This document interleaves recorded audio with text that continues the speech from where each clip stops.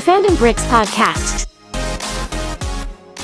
Hello everyone, it is that time of the week again. It is time for the Fandom Bricks podcast. I am one of your hosts, the Galaxy of Bricks, or Josh, whichever one you prefer. They're interchangeable. And I am also joined by my amazing co-host, as always, who needs no introduction, but I'm going to let him introduce himself. Hi everyone, I'm Sam, better known as Bite-Sized Bricks. And again this week we are very excited to share the fact that we are not a pair again. We have got another joining us today, and we're very excited. As we've just said before we started recording, our first international guest and our first female guest, we are joined today by the amazing Podbricks. Whoop, whoop, whoop. Pew. I feel like it's more the pews versus the whoop. Oh, absolutely, but it's your thing. I'm going to let you do your pew, pew, pew, pew, pews. You know what I mean? It's your thing, Pod. So True. We definitely can't steal that. Okay, so we've got lots of really good things that we are going to be discussing again this week. But as ever, we are going to start with our Lego life stories. If you haven't listened before, this is all about how we've come across Lego in the past week, whether we built anything, bought anything, or come across it in any other form. So I'm going to go straight over to you, Pod. How has your week in Lego been? Surprisingly, I only bought one set this week. Normally, I buy like 5 and put them all in my backlog, but I only bought one. And I bought specifically this set. Oh, nice. Oh, nice. Yeah, I got it on sale at Target, so I was like, yeah, cool. And I'm going to put it on my Sanctum. I was good. It accompanies the Sanctum very well, doesn't it? So that's a must-have. Yeah, I got the perfect spot for it on my Sanctum. So, and I've been waiting for it to have like a price decrease in some way, and it finally did. So I grabbed it. Nice. Great. Have you built anything this week? Oh, I built part of my Harry Potter icons. It's actually been a pretty easy build. It doesn't feel like I'm slugging away as some of my other big builds have been. But I think I'm on bag 11 or 12. I just built his legs, and it looks real kind of weird without the rest of Hedwig. So it's just the owl leg at the bottom. That's fantastic. I love that. It'll get there. Yeah. Amazing. Okay, Josh, what's your week in Lego been like? Have we had more excessive spending? Surprisingly quiet, actually. I know, shock horror for everyone who regularly listens to the podcast and streams it. You amazing 5 people, 3 of them are currently in the podcast right now. So woohoo! But yeah, no, it's actually been a really quiet week for me. I treated myself to a poly bag that was on sale, which was the Beefeater minifigure that was an exclusive to Hamleys. That was available on Amazon, next day delivery, so I picked that up. There will be some content for that on my TikTok. It was a brief mention in Late Night Lego the other week, for those of you who joined us for that. I also, on Sunday, built some foil bags that I got from Brickfest. So I was able to build the Mandalorian Starfighter foil bag and the Bat Cycle foil bag. Those were my 2 builds for this weekend, and I also bought the recent Avengers Lego magazine, which came with the Thanos minifigure that also comes in the rather nice, surprisingly, paper packaging now. So I bought that today. Nice. So yeah, what about you, Sam? You, obviously, we don't really know what you're up to these days. You, apart from doing the podcast and a couple of other things, you're relatively quiet on the Lego front. So what have you been up to? Have you bought anything? Have you built anything? Have you got your eyes on anything? No, unfortunately, the last couple of weeks, work and life have taken over a little bit. But it's funny you should mention the back cycle, because I literally got that out earlier, got the magazine out earlier, because I was planning on building that this evening. I've got in my backlog 3 or 4 Batman sets that have just kind of stacked up, and I thought I'd do a bit of a Batman building session later if we manage to finish this at a reasonable time anyway tonight. Yeah, so I haven't really built much actually. Like I said, in the last couple of weeks, I've been kind of stockpiling pieces, constantly sat on Facebook Marketplace looking for bundles of Lego, because I'm just trying to flesh out a big build that I'm working on at the moment, which I will reveal at some point. But yeah, been quiet again this week. Just done lots of minifig builds I built that Thanos from the magazine. So I've just done little things at the moment, and I've done a lot of digital work. So I've been working online, putting my kind of build together using the software so I can kind of piece it out so I don't end up spending way more than I actually need to. So yeah, quite a week actually physically building, but there's been a lot of planning going on. So we're looking ahead, which is good. Absolutely. Okay, so those are our Lego life stories. Always exciting to hear what everybody's up to.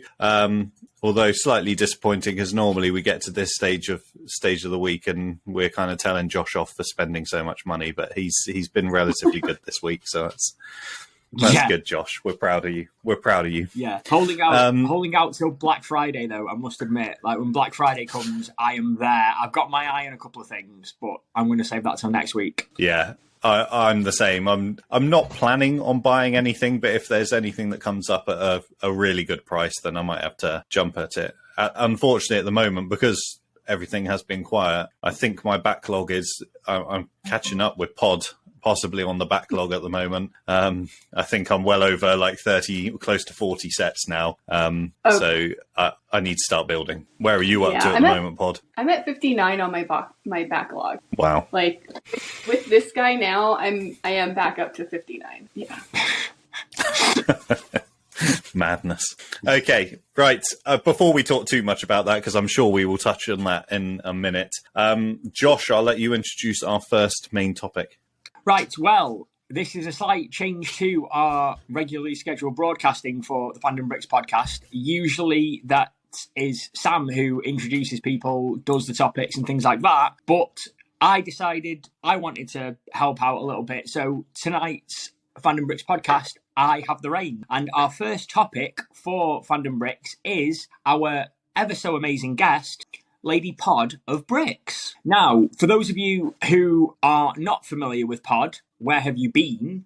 And also, what can we not tell you about Pod? I'm going to let her introduce herself because it only seems fair that she's making her debut on our podcast. But also, we have a couple of questions for you, Pod, as our guest. So we will let you kind of introduce yourself, tell us a little bit about you, and then we will ask you some questions. So, welcome to the podcast, and the floor is yours. Well, thank you. Let's see. Pod. What do you not know? What can I really say about myself? Yeah, most people do know me as Pod. I do have a real name. I just don't ever really use it as much. I kind of like Pod. I feel like it feels right with Pod. Lego-wise, I've been collecting on and off since 2010, I would say. I think my first set that I got was Harry Potter. It was a gift from Mr. Pod, actually, back in 2010. Oh, that's cute. I born and raised in New Mexico. I live in Albuquerque now, and I complain a lot about the desert, but I actually really love it. And I feel like it's had a lot of opportunities for Lego. Even though there's not a lot of Lego people here, there are a lot of Lego deals and secondary market. And that's really where a lot of my ginormous backlog has gotten from, is from people reselling them. And I think there might be more Lego people out there in Albuquerque. I just haven't found them yet. Nice. But I feel like what better way to start on how to know more about Pod than to maybe ask a couple questions, because talking about myself feels weird. And I feel like I'm doing it in the third person of what do you want to know about Pod? Yeah, I mean, obviously, you and I have known each other, similar to myself and Sam. You know, you and I have known each other since our Lego Talk journey sort of began almost 12 months ago, but for you it's slightly longer. And I'd like to say that you're one of my closest friends in Lego Talk, so it's kind of fitting that it gets to be me who gets to kind of host tonight's podcast whilst you are making your debut. So we know you as Podbricks, and that is what you choose to go by on TikTok. A few of us are privy to your maiden and given name, but we do not talk about that for the sake of, secrecy.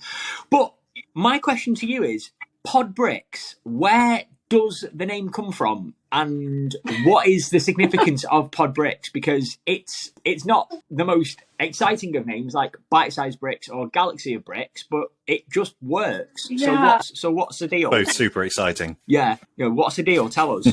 Pod is actually a nickname. Okay. It is a real life nickname from Mr. Pod, actually. And the reason why it came about is because I'm not really into pet names of significant others, and I told him that if we're gonna have like some sort of cutesy nickname of some sort, that I didn't want it to be cutesy. And he asked me like what my favorite animal was, and I told him isopod, and I love them. And he's got me a lot of like stuffed isopods and all this, and over the years it's just been pod all the time, and that's really where it came from. And I felt like when I was making my username, I was like, of course it's pod, of course. Yeah, it's a very fitting kind of introduction.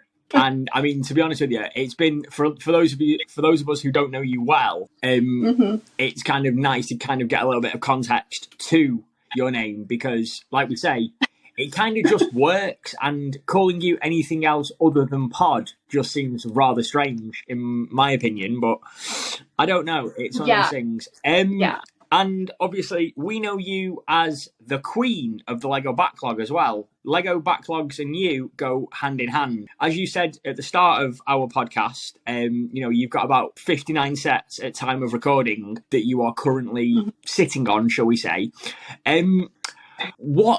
What's the deal with the backlog? Is it because you just like to collect things and you buy stuff for display and build, then keep it boxed for resale value? What's this whole backlog deal? What can you tell us about it, really? So the backlog really sprung up more so from COVID times. I don't think I really had a backlog before that, but I collect for the majority of it with intent to build. I do have a couple of them. I have doubles that I will build one and then keep one for investment resale down the line. But I don't count those doubles as part of my backlog because they're not meant to be built. The reason why I have so many is because recently, especially coming out of COVID, a lot of people have been getting rid of their Lego sets. I think during COVID, people wanted something to do. They were stuck inside. A lot of people went really deep on Lego. And now that we're kind of coming out of it, a lot of people have been selling them, and I've been picking them up very happily. Yeah,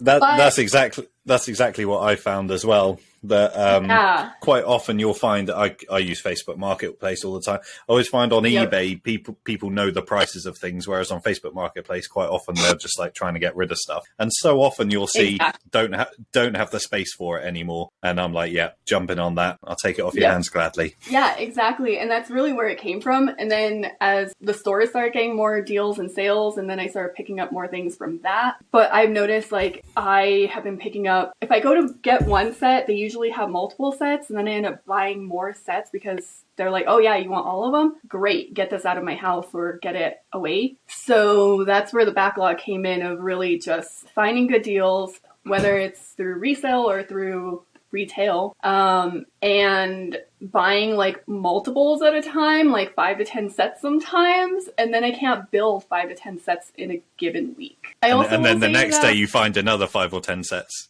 that you can't build. Yeah, that's the cycle right now. And I have shifts in my work where I get really busy and where I have a little bit more downtime. Right now I have a little bit of a downtime, so I don't have as much of an opportunity to build consistently. And for a period, I actually had 2 full-time jobs that I was working like 40 plus hours for each of them. So it really brought me down on being able to build, but I was still collecting them because they were still good deals. And now we're here at 59, and if I buy a new set, I feel guilty about not building the other ones that I bought first. So I'm trying to plan things out and figure out when I can build. Yeah, I think in a way... Oh, go on, Sam, you go. I was going to say, I find it really difficult. That aspect of it is I'm exactly the same. When I buy something, I buy it with the full intention of I'm going to build this. But then I get home and it's like I've got all these other, like behind me here, I've got BD1. I pre-ordered that in July, came out in August, and it's still sat there in its box. And that's not because I'm saving it for anything. It's just because I haven't got around to building it yet. And I do find it I think I need to almost make a prioritizing list of this is what I'm going to build next. So I actually do focus on working my way through it. Yeah. And that's what I had to do. I did make a list of my backlog because everyone kept asking me about it and when I was going to get to some sets. So I made a Google Sheet. You can view it. It is available for the public, and you can check when I have plans to build sets so that I can kind of keep myself accountable a little bit and hopefully not get as much flack. Yeah, I was about to say, because it's almost become the in-joke, hasn't it, is to kind of tease you a little bit about your set backlog. I feel like it's not alive where we all interact with each other, where we don't tease you a little bit about your ever-flowing and changing backlog. So for me, it's always fun when I hear you say, oh, my backlog is at 59, and then a week later it'll be, oh, my backlog is at 65 because I got this from Target or I got this from wherever. And I don't know, it's nice because it's sort of a way of kind of associating you with Lego. Is we always associate you with your backlog, and it's just it's kind of endearing, but it's also kind of funny as well in the same sort of way. I've heard it's stressful for people. Whenever I tell them my backlog, they definitely feel stressed. That is how I feel, because it reminds me of mine as well, and it is a stressful thing. One thing I'd quite like to know, though, Pod, because I think scrolling through TikTok quite often and looking at everybody else's builds, you, more than most people, I think, have a very eclectic collection. You've got pieces from so many different themes, and I think alongside the backlog, that also stresses me out. The idea of collecting more than one theme. I know that I think primarily Harry Potter is your thing. But how do you go about? Because with me, like I Google or search Lego Star Wars. How do you go about finding sets, or is it just anything that kind of picks your fancy you go for? It's a little bit more of the latter.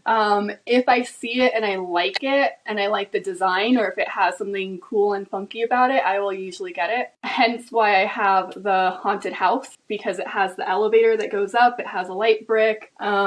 I got the medieval blacksmith because it has a bearskin rug, and I love the color of the roofing, and I also like how they designed the roofing for it. Other things, it's because I actually really like the fandom itself, so I have a lot of DC as well. I do have a couple Marvel. I think I'm heading a little bit more into Marvel since we're not getting as much DC stuff. Lord of the Rings, I do have a ton of... I have relatively... a couple of Lord of the Rings and Hobbit sets that I really love, and those probably are one of my favorite ones.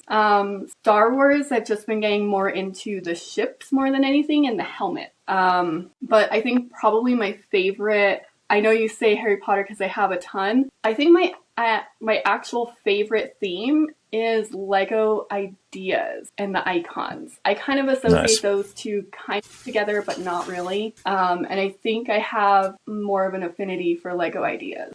I mean, we talked at length a couple of weeks ago about Lego ideas and potential sets.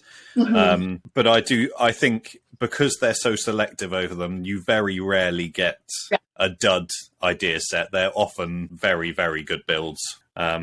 The only ones that I would say that don't interest me as much are the sort of sitcom sets, where they're fairly repetitive, I guess, in the sense that they're like The Office and Friends and Queer Eye and Seinfeld. They're all fairly similar types of sets. But outside of that, I think they are very creative. I do agree on that. I actually don't really collect the sitcom ones. I do have one Friends Central Perk, and again, I got it at a good price. And it was a fun build, but it's definitely not something that's going to stay in my collection. I already know that. But the sitcoms, for me, I agree. They're just not my forte for them.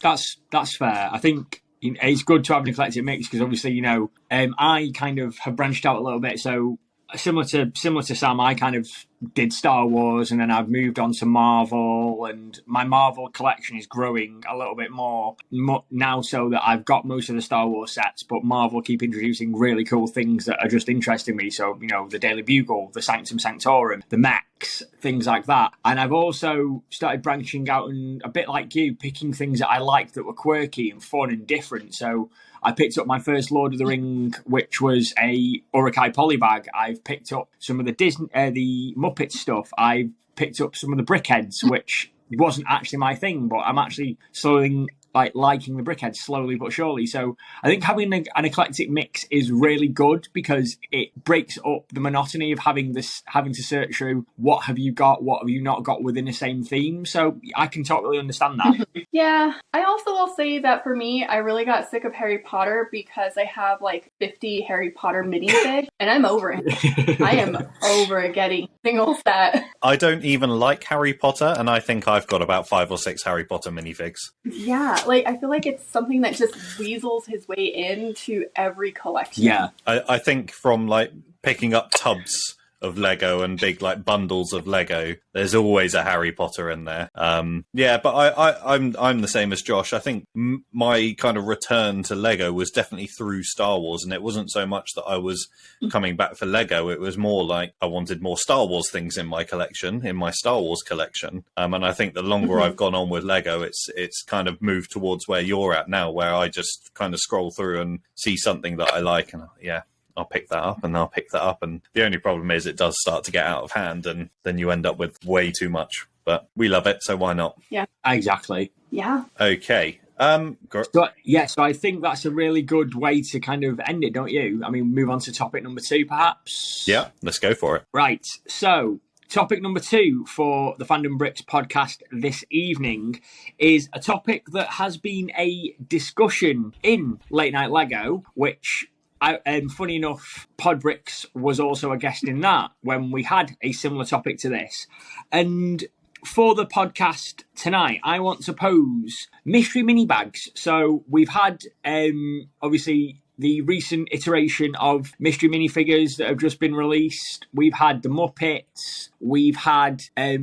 Harry Potter. We've had Marvel. We've had DC. And my question to you guys is, if they were to do mystery minifigs and mystery mini bags just on any topic and any theme, what would we like to see? Because I feel like Lego is so diverse and is so unique that you could pretty much do a mystery minifigure line on anything, and I'm curious to get the input of my fellow Lego creators and collectors as to what they would think. So Pod, I guess, as our guest, the floor is yours. I'm thinking of this more as the interpretation of a dream, not necessarily in the sense of could they do it, should they do it, would they do it. And I also will have a caveat that it's different than what they did before. So my dream would actually be doing a full CMF line more for the DC side that is not related to the Lego Batman. I'm not knocking it. It's just, it is a little bit more on the cutesy side. DC is not as cutesy in general, which is why I kind of like it personally.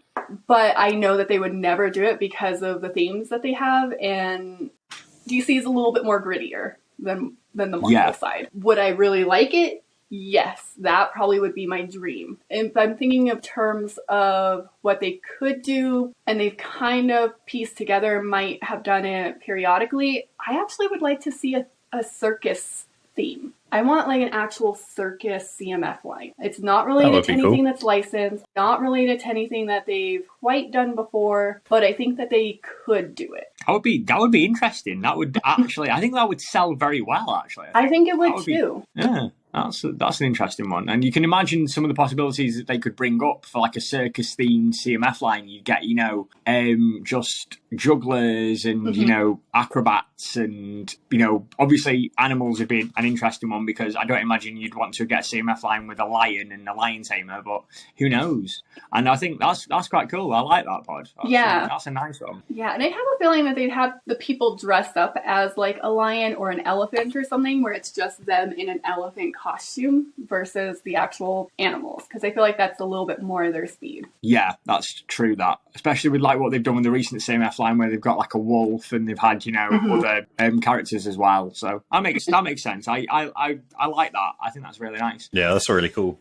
Different idea. I think when I started thinking about this, I was thinking of themes or like big IPs that they could do like a line on. So yeah, I like that. Different. Yeah. So go on, Sam. That seems like the perfect segue, actually. What about you? CMF lines, hypothetical. You can dream about it. It would happen in an ideal world. Share it with the podcast. Come on. Well, I think my initial thought, I think for people those, like we said, 3 people that listen to the podcast, will know, and it would have been very predictable. But my immediate thought was, I want a Teenage Mutant Ninja Turtles one. I would love like a series of that. That would be really cool. All the different characters. But then when I started looking through the characters in like various sets, most of the key characters have had a minifig before, and although I would love updated ones, I don't feel like it's different enough for it to kind of warrant a theme. And then I kind of maybe did what Pod did and tried to think outside of IPs, outside of themes. What could I do? And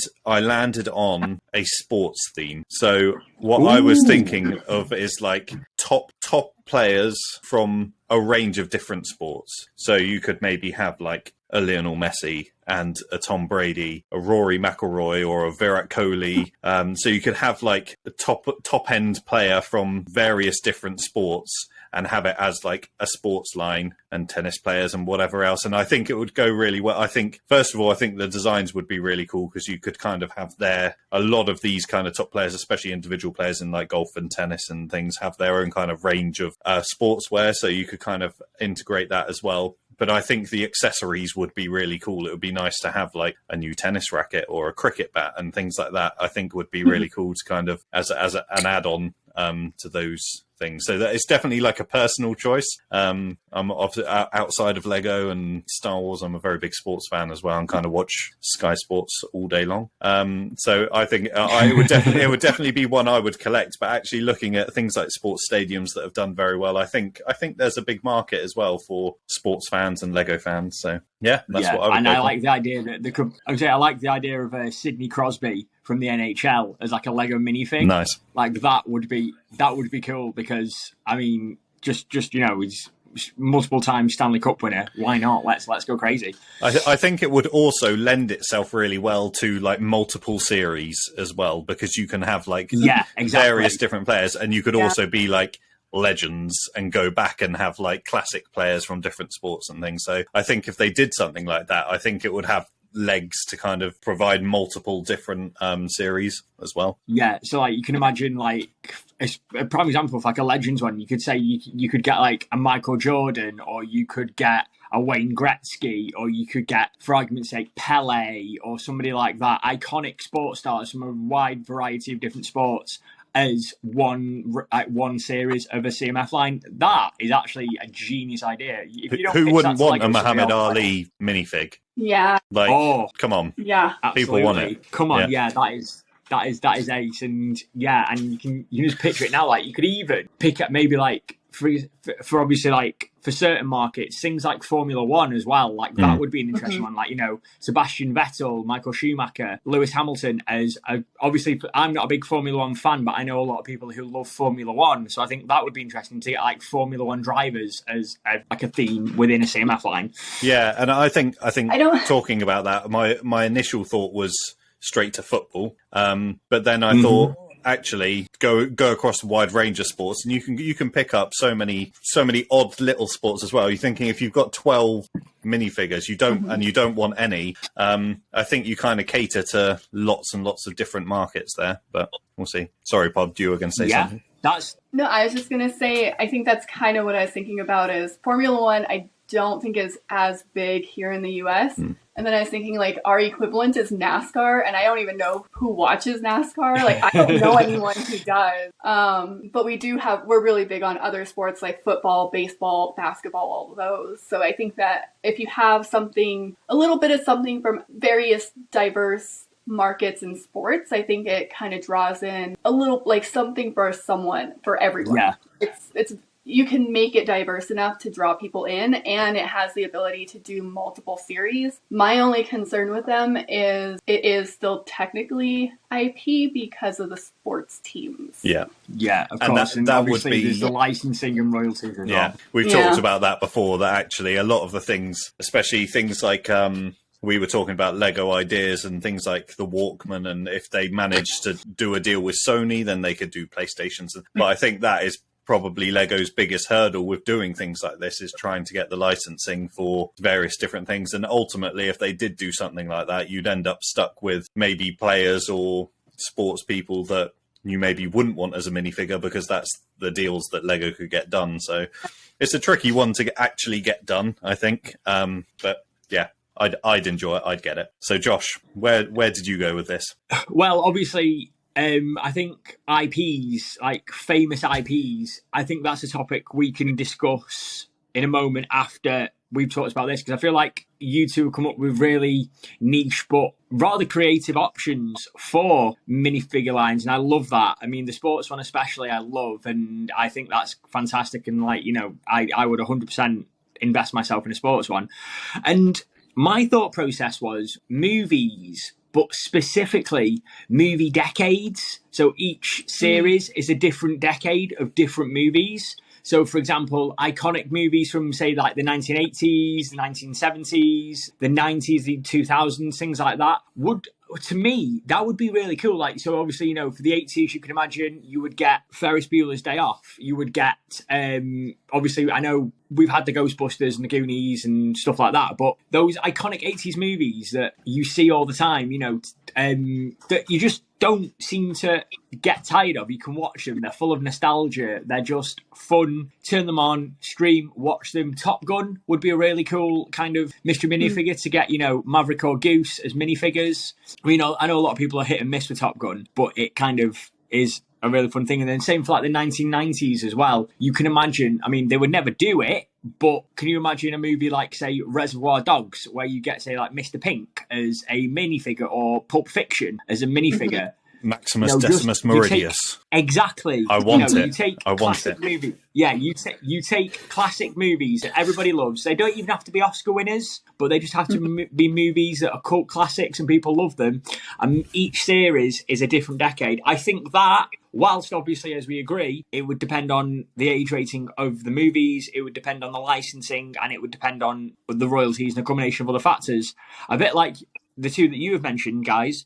I think that would be a really interesting and fun way to kind of do it. And you could also do like a horror-based one. So, you know, classic horror characters, you know, not like Freddy Krueger or Jason, but, you know, for example, you know, Frankenstein, Dracula, characters like that as well. Mm-hmm. I think I actually would really like monsters or horror based. Like, I think that would be like right up my alley. Yeah. I didn't watch a lot of like the 80s and the 90s stuff, but I did watch a lot of horror movies growing up. That I definitely know. So that would be right up my alley. Go on, Sam, what were you going to say? Well, I just think if you're, as a collecting community, movies are always going to be a win, because whatever it is, there's going to be a group of people that are going to want it. I know that myself and you, Josh, we just like merchandise from things that we like anyway. So it's not, it doesn't necessarily have to be Lego. But if you're a movie fan, if you're just a general movie fan, anything like that is going to be something that you're going to want in your collection. And like you say, like the sports one, it's such a broad range that you can kind of tick lots of different boxes for, that you could go in any direction, and maybe don't have to do decades. You could just do popular films across all decades, and then really hit it. And then each time you just do a different range of them. But I think is a very strong choice. I think it's making money for Lego. Awesome. Okay. Well, I think that we've obviously earned Lego loads of money. So if Lego are listening, they're probably going to start producing some circus and sports and movie CMFs coming out soon. If anybody does see that coming, make sure that they give us credit. Yeah, if you want to pitch anything to Lego Ideas, you are looking for Galaxy of Bricks, Bite Size Bricks, and Podbricks. The 3 bricks, guys, come on. Okay, so we will move on to our Q&As this week, although it is just a Q&A because I think this might be a slightly longer discussion than we may normally have. But this comes from us from Green's Goodies, Danny. Okay. So he has asked, what's your least favourite set or theme? This is not one that we've ever really discussed before on the pod, what our least favourite is. So this will be interesting to kind of get your thoughts, especially you, Pod, who kind of collects everything. So No, I already have it in my head. Shima. Oh, amazing. Oh, brilliant. Nice. Yeah. I suddenly feel like us answering this question, we might alienate as part of the fandom. A huge group, yeah. Our followers counts are just going to drastically drop when this podcast drops. Fine. Go on, Josh. I mean, for me personally, and the reason I dislike it is just because it's a theme that for somebody of my age is not something that I would ever collect. And I just don't like the look of the figures. I just don't like some of the stuff. I get why it exists and I understand the nature of it, but it's just Lego Friends for me. Lego Friends is just something that I dislike. I just don't like the look of it. It reminds me growing up of like an oversized, it's a kind of like if Barbie had a love child with Polly Pockets, that like Lego Friends is what would be like that offspring. And I don't know, like I understand why it exists because obviously it's something a little bit different and obviously it's got a specific demographic, but it's just I just don't like the figures. They look weird. They freak me out. Well, I think it's an interesting one because we talked about this a while ago with there's a Disney Moana set coming out and I was like, I'm getting it because I know that Coral will be interested. The only time I've ever seen Coral interested in a Lego set is Lego Friends. So I can't hate on it that much because it's her way, I guess, or my way of trying to encourage her to kind of jump on the bandwagon as well. But I do get it from certainly from a design point of view. If I'm looking at those minifigs or big whatever you want to call them, then they're not aesthetically pleasing, I wouldn't say. Just a smidge, yeah. They're not the best. I gotta admit, I got a lot of issues with Lego Friends. I actually feel like that probably should be my most hated, personally. I don't like the figures. I understand that rumor is that they're going to redesign it in 2023. I'm curious to see how that's going to actually go through, if they're going to be more bricky or blocky. But they don't retain their resale value by any means. So if you're ever in the market for Lego Friends, get them secondhand because, like, they do not retain at all. Which I think is really ironic considering that most all other Lego sets will at least retain their original value, if not increase. And Lego Friends does not. Same thing with like a lot of the Disney-ish, like the Elsa and Anna, the ones that have the same figure type, don't. I cannot get behind Friends. No, I wouldn't be buying any for myself anyway. I had a couple that stuck out in my mind, themes-wise. One of them was Monkey Kid. Oh, okay. I just have no interest in buying Monkey Kid. Yeah. But the other one, and when Josh, you were like, I'm going to kind of cut off a demographic of my followers. I don't feel like you did with Lego Friends. I feel like that was being polite. I genuinely feel like, and again, because we can't go a podcast without mentioning him, I'm fairly certain our friend Just 15 Bricks is becoming a big fan of this theme. But I don't like Ninjago, and I have like kind of a caveat to that. I look at the Ninjago sets and I think they are very cool looking builds, but I just don't like Ninjago. And I feel like Ninjago kind of came out when I was like late teens, early 20s. And I remember looking at it thinking, what is this nonsense on TV? Because it was just a TV show. Or I guess it was a TV show and they had sets alongside it, but I just don't get it. I don't get why Ninjago is so popular. So that's mine. I feel like people... With Ninjago, and I think this is the same issue that you're having, is that you associate it, or at least for me, I associate it with those that are younger than me, so it feels young. I agree that they have really good sets. I think the figures actually do look cool, but for me, if I buy it, it feels like I'm buying a toy versus buying a Lego set, if that makes sense. It just doesn't feel like it's something for my collection. Yeah. I will say Ninjago City Gardens is really cool, but it's not cool enough for me to spend the money on that one set. Agreed. Now, I think because we don't like these themes, I'm not sure we could really pick out a set that we particularly hate. So I'm thinking, instead of saying what our least favorite set is, maybe the least favorite set that you've ever bought. Okay. Well, actually, I'd love to know first of all, what theme does Pod not actually like? Because we've discussed it. Obviously, you know, mine was Friends, Sam's was Ninjago. What about you, Pod? What theme are you just not into? Because when this topic came up as a question, you had a very serious look on your face, like you already knew instantly. So I want to know. Chima. He said. Yeah, Chima. Chima. I was going to say Chima, wasn't it? Yeah. I knew that. I was just waiting for you to just say it again, just because obviously Chima is just one thing that, a bit like Nexonites, people just don't like. Just Chima, Chima, Chima. I'm just going to say it repeatedly. Do not like. Okay, so things that sets that we've bought that we don't like. That's a good one, actually. Does anybody want to go first? I'll have a think about that, because I've only ever really bought stuff that I liked. Yeah, it's a tricky one. Do we have parameters? Oh, I know. I don't know. The AAT tank from, I think, 2020, a couple of years ago, the Separatist AAT tank, it came with an Ahsoka minifig, which is why I really bought it. But the build itself is so inaccurate to what it actually is in Star Wars that I remember building it thinking, this isn't right. And that's all I was thinking the whole time building it. And so I don't really feel like I ever really enjoyed the process of building that set. So I'm going to go with that. Fair. Okay. Makes sense. This is why I'm asking if there's parameters, because there's a set that I bought that I didn't intend to buy. It came as a bulk buy with other things. Never opened it, never built it. And it's an Ninjago set. I don't even know which one. But is Hover Hunter. No interest at all in building this. Won't ever get built. Probably not. It will probably get either regifted or sold somewhere. Yeah. I guess I'm looking at the set right now that I have on the kitchen table next to me, and I bought it for one reason, because I liked one aspect of it, but the rest of it is just awful. The minifigures are awful. The accessories are awful. And that's got to be the Zerg battle from Lightyear. Yeah, I completely agree. Yeah. I also bought that, and I only bought it for the Buzz Lightyear. Yeah, because I wanted the classic. I wanted the classic Buzz Lightyear because I had bought the XL-15 Starship, but it didn't have the classic Buzz outfit, his kind of Space Ranger suit. So I bought the Zerg battle as well, because you have to, really, don't you? Just to get the other Buzz.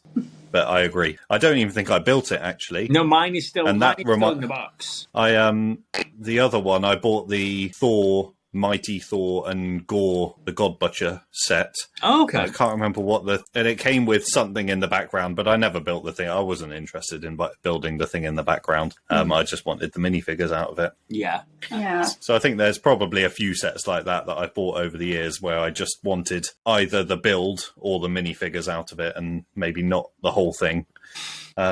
But yeah, it's an interesting thing because we always discuss things that we like. Very rarely actually spend time thinking about things we don't like. Yeah. I guess that's a good thing. We're positive people. Exactly. And it kind of, as a question, Danny Green's Goodies, that's a really good one, because it kind of really got us thinking. And I mean, it's really thrown me off, actually, that one, because I'm kind of sat here thinking to myself, are there any other things in my collection that I've bought that I actually don't like? And I'm going to have to go through my collection now and come back to you, because, guys, I'm not sure. Maybe there's something that I've forgotten. It's definitely an odd thing to think about. Yeah. I think, I did just think of one, not the recent X-Wing, but the X-Wing from Star Wars The Last Jedi that comes with the really weird helmet molds for Luke Skywalker and Big Starlighter that caused a lot of controversy online. I think I like the minifigures. I don't like the helmets. That's nitpicky, but it's still something. They look weird and they look janky. So, yeah, no. So no from me. I think it's an interesting question in the sense of what we don't like. Because there's sets that I've gotten that are within a bulk buy that it's just part of it. But there's also sets that I bought with intent of building. I built it and I didn't enjoy the build process. And the one that I can think of is the tree house. It's the Lego Ideas tree house. Looks beautiful. Love the way it looks, but building it was a nightmare. I had so much trouble with it, and I ended up leaving it for a couple days and coming back to it, and then I had to have someone help me with it because I literally was going to destroy it. Oh dear. That's interesting. Was it just like a blur of brown, or? I think it's the way that the tree trunk itself gets built, because you're essentially trying to curve the tree trunk. And there's panels that are on 4 sides, and then you put panels in between the 4, and trying to get those to line up and like go into the Technic pins. I couldn't get them to line up from the top and the bottom, and you can't like stick your hand on the other side because it's the tree. You can't get your hand in there to try and figure it out. I don't know. I didn't end up building that part because I got so Sounds frustrating just listening to it. Yeah. I phoned yeah. Okay, right. So yeah, we'll leave our Q&As there. But thanks again, Danny, because that was a great question. Very thought-provoking. But as ever, we are on to the part of the show that rounds us off. We are still kind of collecting votes in from last week. We haven't had loads yet, but I'm really disappointed to say that at the moment, Josh is 2 votes clear of Jamie. Yes! In the minifig draft last week. I do think, and we said it last week on the podcast, I do think the inclusion of Jack Skellington kind of swayed it your way, because it's a strong pick. But this week, since we have you on the podcast, we have decided to pod on the podcast.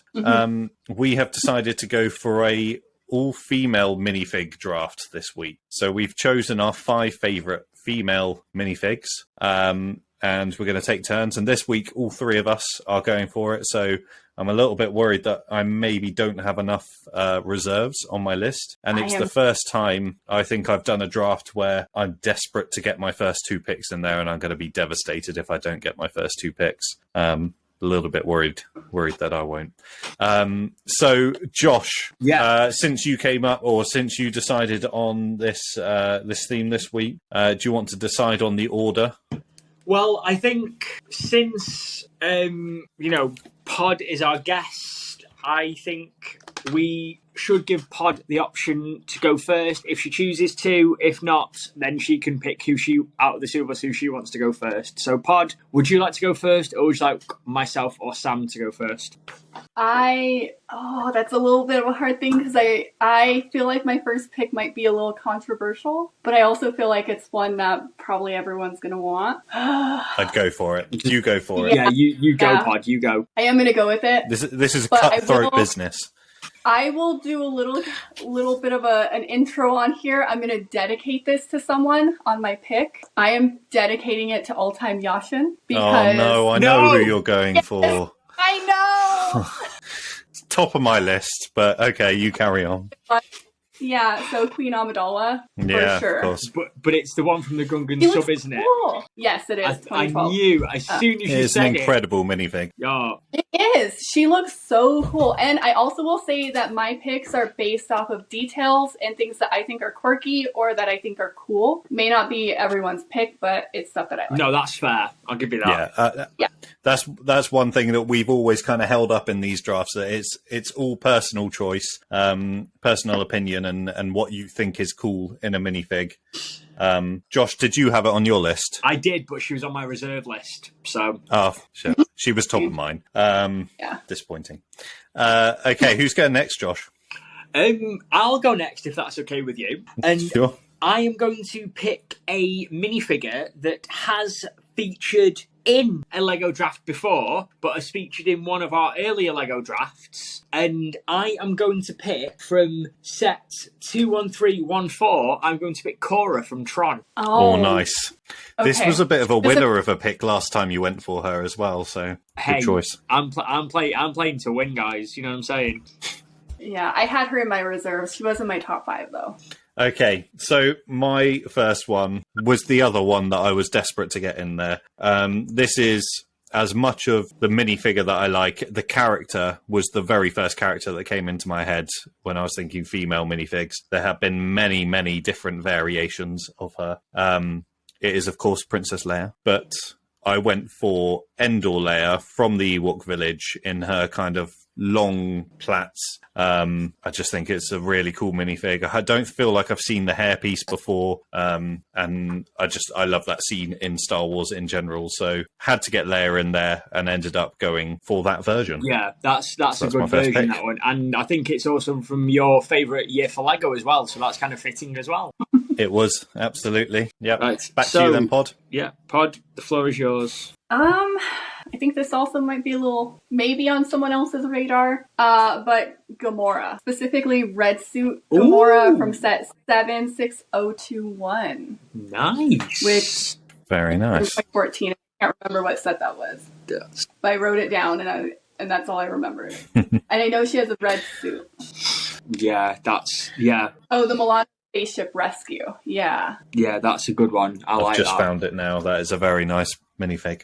That's a really nice one. Okay, Josh, what's your second pick then? My second pick, dear friends, for this Lego draft is I am going to be picking from set 71012, which, funny enough, was a mystery mini bag line. I am picking Ursula. Oh. Nice. She was on my reserve list as well. Yeah, I thought that was a very cool. Yeah, I'll spoiler alert for those of you who are not aware, but the person who suggested Ursula said that if you're going to do a female draft, you should do them, and the person who suggested her absolutely loves Disney, and that is kind of an homage to her, so that's why I picked Ursula, and I'm glad that I did, because knowing that you've got it on your reserve also knocks down a possible option for me as well, Sam, so you know what I mean? I'm kind of playing it smart here. Yeah.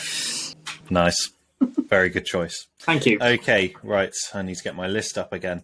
Okay, so my second choice is from 2012, I think this was. Now, I haven't written it down, but it was a Comic-Con exclusive. Again, this is one of my favourite kind of characters from this theme. And so my second pick is Jean Grey, and they did a very cool, it's like the green and yellow suit, which was a Comic-Con exclusive, so just a poly bag. I think it was in 2012, but I'm a big fan.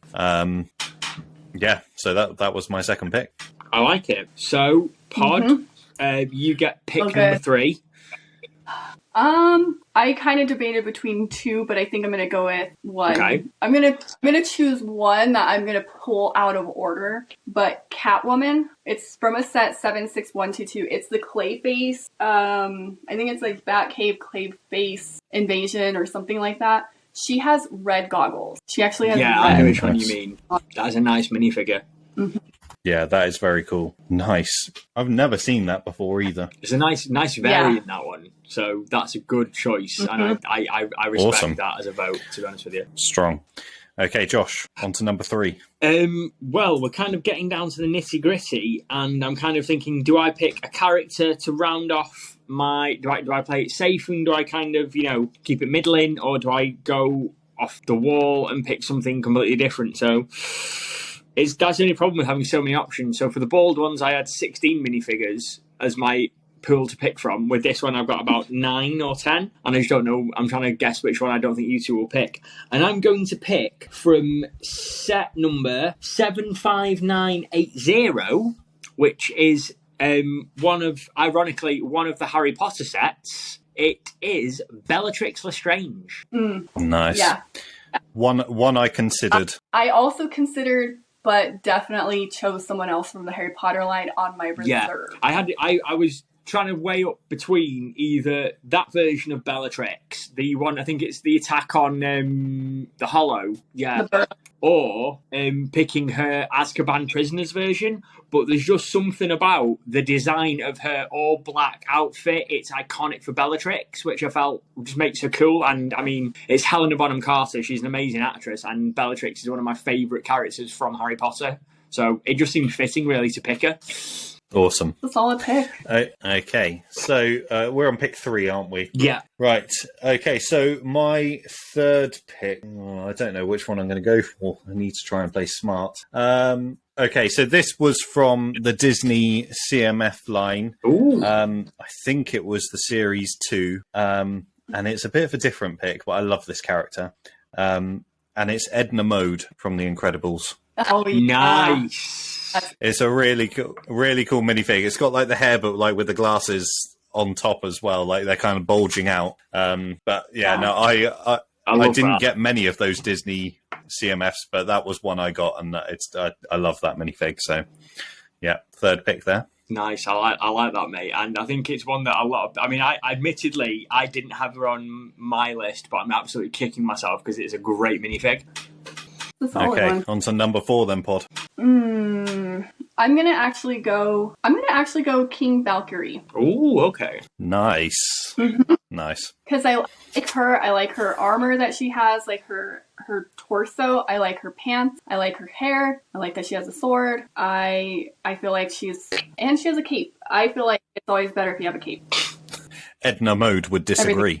That's true, actually. Yeah, yeah. There you go, everyone. If you want to know how to be, no, that is a very good pick. If you want to be cool, everyone get a cape. That's a handy bit of advice here for you all. Right, so I guess it's my turn to pick number 4. Ooh, this is getting hard now because I'm trying to think how strong do I want to make my team, but also cool minifigures. And I think I'm going to have to go from set number 76989, and I am going to have to pick Alloy from Horizon Forbidden West. Oh, no! That is an out there pick. Did you have that, Pod? I like the Horizon set. Yeah, I had her. Good pick, Josh. You're taking people out here. Hey, all is fair in love and war. But no, that is a cool minifig. I like the hair on it as well. And the set itself just looks beautiful as well. And her staff or whatever it is. Yeah, the set itself just looks beautiful. Nice. It's so good. Okay. The solid right. pick. Very jealous. That is a solid pick. Absolutely. I'm going back to Marvel with my 4th pick. And this one is a character that I had very little interest in until this year. But I really enjoyed a part that she played in Marvel. And so for my 4th pick, I am picking Miss Marvel from the Captain America Jet Pursuit. And she has spaghetti arms. I don't know if you've seen this one, but she's got like really long arms that kind of like go off. I thought it's such a clever thing. I've never seen arms like that before, but I guess it's a really good way of kind of depicting her powers in a different way. So yeah, I really liked that minifig with her spaghetti arms. So yeah, I'm going Captain Marvel. No, it's not Captain Marvel. Miss Marvel. Sorry. Miss Marvel spaghetti arms. Spaghetti arms, Miss Marvel. That's it. Yeah.